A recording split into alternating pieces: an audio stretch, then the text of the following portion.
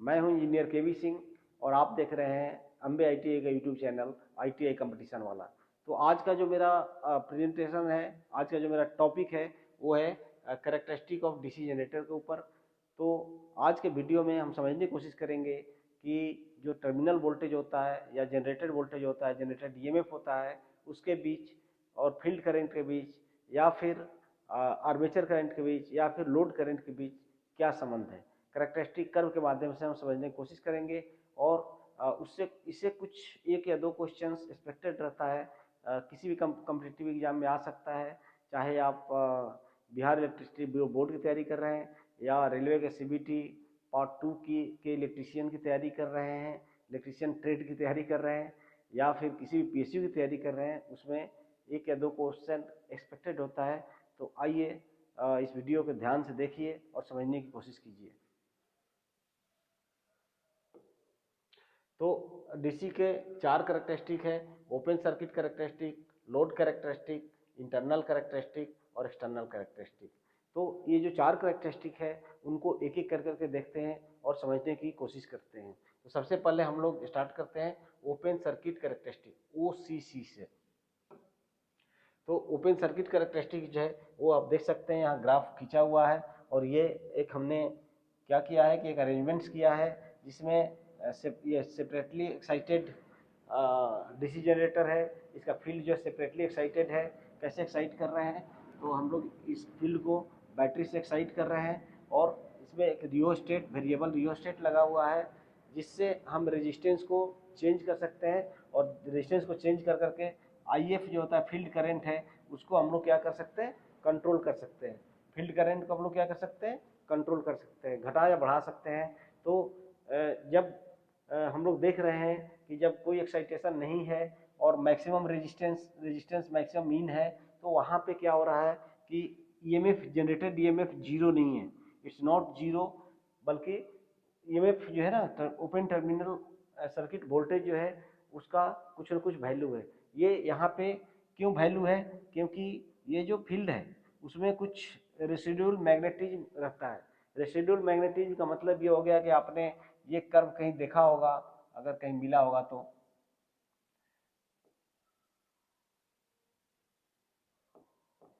ये magnetising force है, magnetising force जो मैग्नेट बनाता है।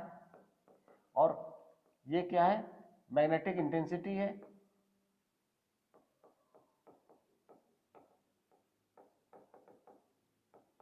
और इसको बोलते हैं हिस्टेरेसिस कर्व।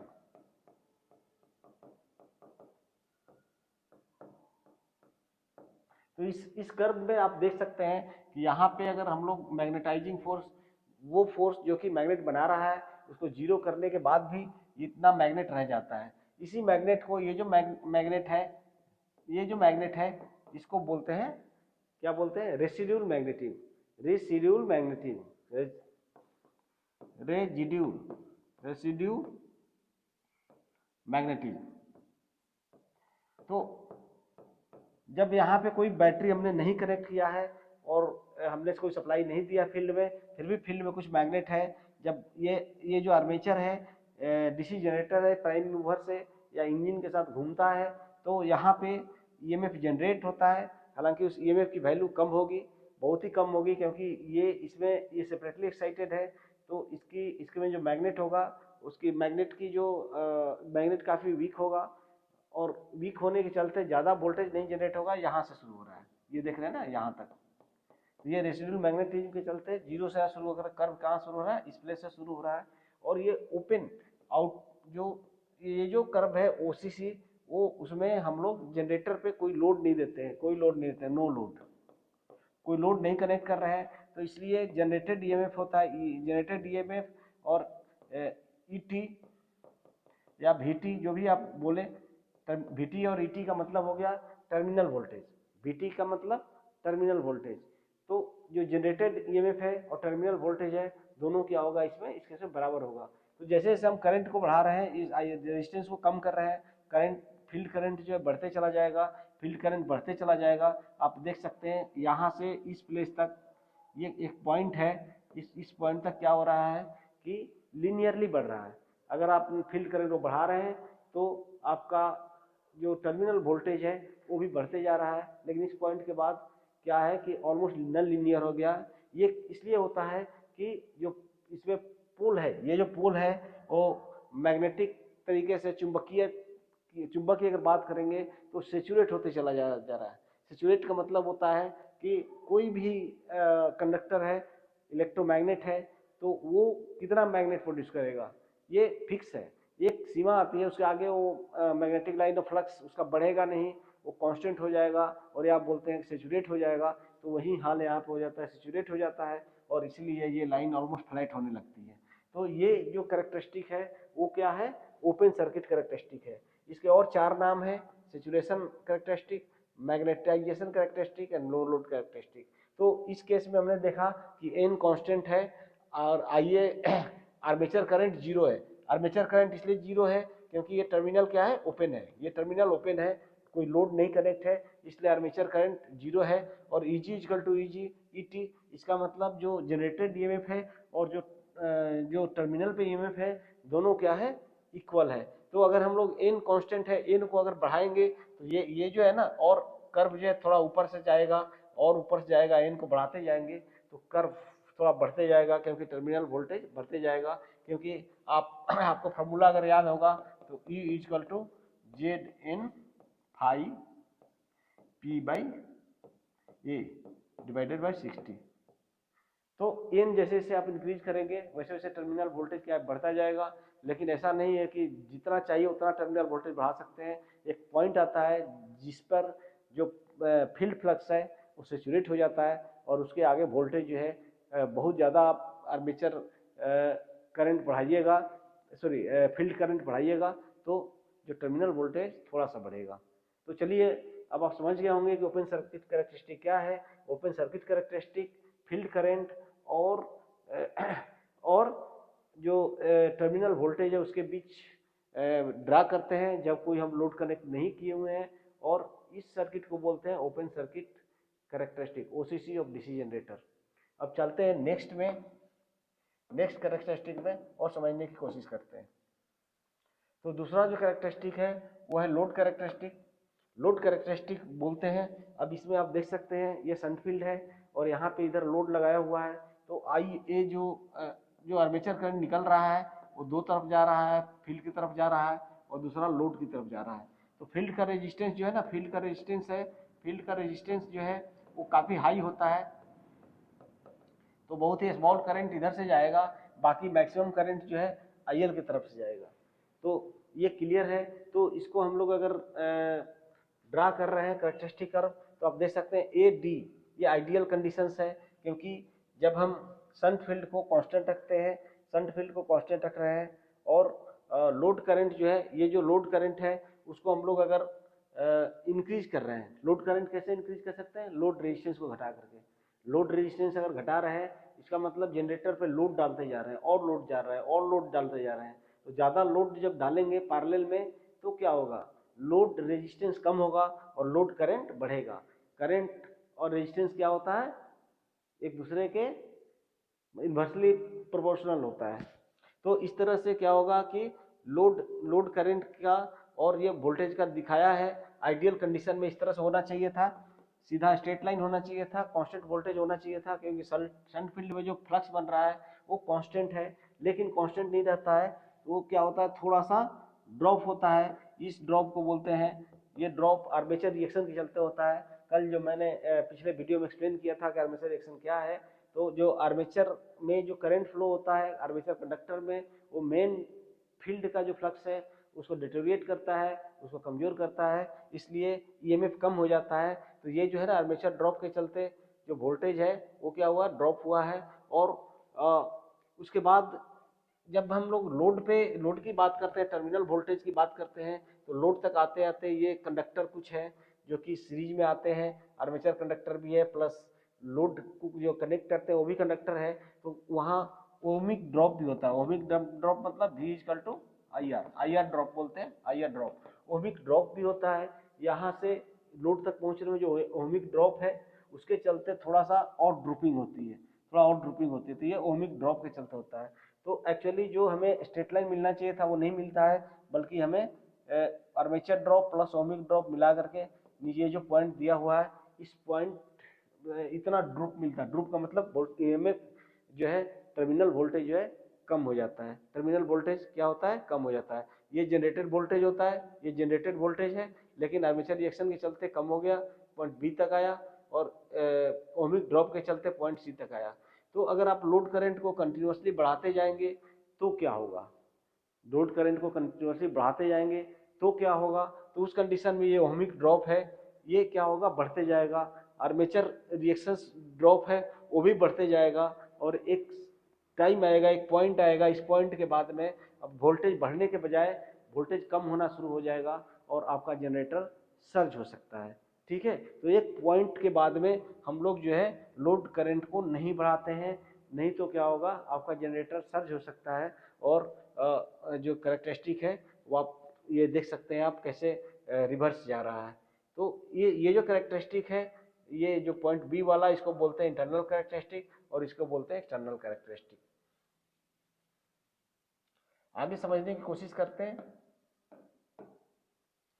ये सीरीज जनरेटर, अभी जो तक जो हम लोग बात कर रहे थे वो शंट जनरेटर की बात कर रहे थे, अब हम लोग बात करने जा रहे हैं सीरीज जनरेटर की। तो सीरीज जनरेटर में क्या होता है कि फील्ड आर्मेचर कंडक्टर के सीरीज में होता है, आर्मेचर के सीरीज में फील्ड होता है सीरीज जनरेटर में। तो क्या होता है कि जब कोई लोड कनेक्टेड नहीं है उस समय ये जो पॉइंट है वही रेसिडुअल मैग्नेटिज्म के चलते यहाँ से स्टार्ट होता है, और जैसे जैसे हम लोग लोड करंट बढ़ाते जाते हैं, क्योंकि जब तक सीरीज का एक प्रॉपर्टी होता है, आपको पता ही है, मैंने बताया हुआ है कि ये जो सीरीज फील्ड होता है वो जो होता है जनरेटर के सीरीज में होता है। तो यहाँ पे अगर आप मान लीजिए कोई लोड डाल रहे हैं, यहाँ पे आरएल ले रहे हैं, लोड डाल रहे हैं, तो क्या होगा, जब तक लोड नहीं डालेंगे तब तक ये, अगर ये लोड नहीं डाले हैं आप, ये लोड नहीं डाल रखा है, ये लोड नहीं डाल रखा है, तो क्या होगा, ये यहाँ पे जो अगर वोल्टेज आप मेजर करेंगे, यहाँ पे अगर आप वोल्टेज मेजर करेंगे इन दोनों पॉइंट्स के बीच में वोल्टेज जो मेजर करेंगे, तो क्या होगा, या सीरीज रेजिस्टेंस यहाँ सीरीज रेजिस्टेंस है। अगर ये जनरेटर मूव कर रहा है इंजन के द्वारा और यहाँ पे वोल्ट मीटर आपने लगा रखी है, तो कितना वोल्टेज मिलेगा, इतना वोल्टेज मिलेगा। लेकिन जैसे ही आप यहाँ पे लोड कनेक्ट कर रहे हैं और इस लोड को कनेक्ट करके जैसे ही लोड करंट को आप बढ़ाते जाइएगा, तो ये देख सकते हैं ये जो है ना, ये कर्व मिलना चाहिए, लेकिन ये कर्व मिलता नहीं है, क्योंकि फिर वही बात, आर्मेचर रिएक्शन के चलते ईएमएफ जो टर्मिनल पे जो होता है वो कम हो जाता है। और उसके बाद अगर आगे हम लोग बात करें तो ओमिक ड्रॉप के चलते और कम हो जाता है। तो ये जो आप देख सकते हैं, ये जो कैरेक्टरिस्टिक है वो किसका है, डीसी सीरीज जनरेटर का है। शंट जनरेटर में आपने क्या देखा था, शंट जनरेटर में यही कैसे था, इस तरह से था, ठीक है। ओमिक ड्रॉप, ये आर्मेचर ड्रॉप था, और ये क्या था, ओमिक ड्रॉप मतलब आईआर ड्रॉप। तो ये आपको याद रखना है कि सीरीज का किस तरह से कैरेक्टरिस्टिक होता है, सीरीज जनरेटर का, और शंट जनरेटर का कैरेक्टरिस्टिक किस तरह से हम लोग एक्सप्लेन करते हैं। चलिए आगे देखते हैं। एक क्वेश्चन है कि which of the following does not cause A reduction in terminal voltage, कौन सा इनमें से टर्मिनल वोल्टेज को कम नहीं करता है। Armature reaction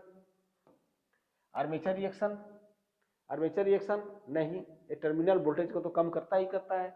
okay, armature reactance, ये प्रॉब्लम है इसमें। फील्ड करंट अगर कम होगा तो क्या करेगा, टर्मिनल वोल्टेज को कम करेगा। आर्मेचर रेजिस्टेंस अगर बढ़ेगा टर्मिनल वोल्टेज को कम करेगा। तो ये सारे इफेक्ट करते हैं एक्सेप्ट आर्मेचर रिएक्टेंस। तो आंसर आर्मेचर रिएक्टेंस होगा। चलिए आगे बढ़ते हैं। कंपाउंड वुंड जनरेटर जो होता है वो उसकी अगर हम कैरेक्टरिस्टिक की बात करें तो 3 तरह का होता है, ओवर कंपाउंडेड, फ्लैट कंपाउंडेड, और तीसरा जो होता है अंडर कंपाउंडेड होता है। तो आइए समझते हैं ओवर कंपाउंडेड क्या होता है? तो ओवर कंपाउंडेड जो जनरेटर होता है, ओवर कंपाउंडेड जो जनरेटर होता है,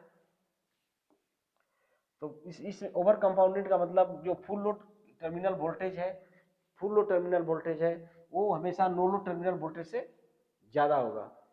नो लोड टर्मिनल वोल्टेज से फुल लोड टर्मिनल वोल्टेज ज़्यादा होगा। तो जो सीरीज वाइंडिंग जो होता है कंपाउंड जनरेटर में इस तरह से एडजस्ट किया हुआ रहता है कि नो लोड पे जो वोल्टेज है वो उससे फुल लोड वोल्टेज हमेशा ज़्यादा होगा, तो उसको बोलते हैं ओवर कंपाउंडेड। ठीक है। फ्लैट कंपाउंडेड में क्या होता है कि फुल लोड वोल्टेज और नो लोड वोल्टेज दोनों बराबर होता है, तो वैसे कंडीशन में इसको बोलते हैं फ्लैट कंपाउंडेड। और फुल लोड टर्मिनल वोल्टेज अगर नो लोड टर्मिनल वोल्टेज से कम है तो उसको बोलते हैं अंडर कंपाउंडेड वोल्टेज। तो आप देखते हैं कि कंपाउंड जनरेटर में फील्ड वाइंडिंग्स में सीरीज और शंट दोनों होता है। सीरीज वाइंडिंग होता है, शंट वाइंडिंग होता है। तो मेन जो एक्साइटेशन है वो सीरीज वाइंडिंग से होता है। शंट वाइंडिंग केवल रेगुलेशन के लिए दिया जाता है, वोल्टेज रेगुलेशन के लिए दिया जाता है। वोल्टेज रेगुलेशन का मतलब क्या है कि वोल्टेज को कांस्टेंट रखने के लिए क्या करते हैं हम लोग, शंट वाइंडिंग प्रोवाइड किए हुए हैं। अदरवाइज मेन जो एक्साइटेशन है वो कौन करता है कंपाउंड जनरेटर में, सीरीज फील्ड करता है। ठीक है। तो एप्लीकेशंस क्या है कंपाउंड जनरेटर का, often used to compensate for the drop in voltage due to armature reactions and ohmic drop in the lines. तो ये जो प्रॉब्लम्स है डीसी शंट जनरेटर का और डीसी सीरीज जनरेटर का, जो आर्मेचर रिएक्शंस और ओहमिक ड्रॉप का है, तो उसको इसमें जो शंट उंड जनरेटर होता है कंपाउंड उंड में जो शंट फील्ड होता है वो उसको कंपेंसेट करता है। राइट। आगे बढ़ते हैं, समझते हैं। ये कंपाउंड जनरेटर का कैरेक्टरिस्टिक है। आप देख सकते हैं ये जो है ओवर कंपाउंडेड है। ओवर कंपाउंडेड है इसका मतलब आपका सीरीज फील्ड इस तरह से एडजस्ट किया हुआ है, सीरीज फील्ड इस तरह से एडजस्ट किया हुआ है कि हमेशा जो नो लोड वोल्टेज है उससे फुल लोड वोल्टेज ज़्यादा हो रहा है। और अगर इक्वल होगा तो क्या होगा, फ्लैट कंपाउंडेड होगा। और अगर उससे कम हो रहा है तो क्या हो जाएगा, अंडर कंपाउंडेड होगा। ठीक है। तो ये जनरली संटूंड के चलते हो रहा है। आगे हम लोग देखते हैं।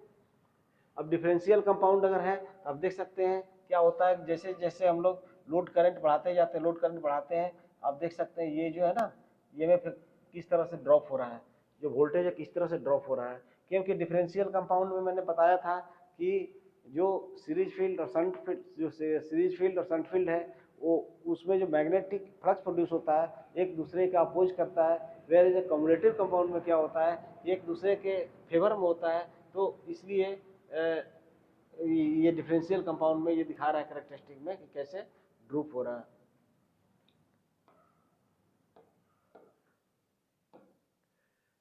तो external characteristic of DC compound generator is drawn between the terminal voltage and load current by adjusting the number of ampere turns. तो अगर series, if the series turns, कौन सा, series turns are so adjusted that with the increase in load current the terminal voltage also increases. Load current अगर बढ़ाएंगे तो terminal voltage भी बढ़ेगा। तो इस तरह जो इसको बोलते हैं ओवर कंपाउंडेड, ओवर कंपाउंडेड। और अगर सीरीज टर्न्स को इस तरह से एडजस्ट किया हुआ है कि लोड करंट में इंक्रीज करने के बाद भी, ये जो लोड करंट का इंक्रीज करने के बाद भी टर्मिनल वोल्टेज बढ़ेगा नहीं, तो उसको बोलते हैं फ्लैट कंपाउंड। और अगर सीरीज वाइंडिंग को इस तरह से कनेक्ट किया हुआ रहता है, इस तरह से एडजस्ट किया रहता है कि जो अगर हम लोग लोड करंट बढ़ा रहे हैं तो क्या होगा कि जो टर्मिनल वोल्टेज है वो कम होगा। तो उस वैसे कंडीशन में हम लोग बोलते हैं कि ये जो है जनरेटर है क्या है, अंडर कंपाउंडेड है। तो एग्जाम में आता है, flat compounded characteristic of A DC compound generator is obtained by connecting a variable resistance across series field.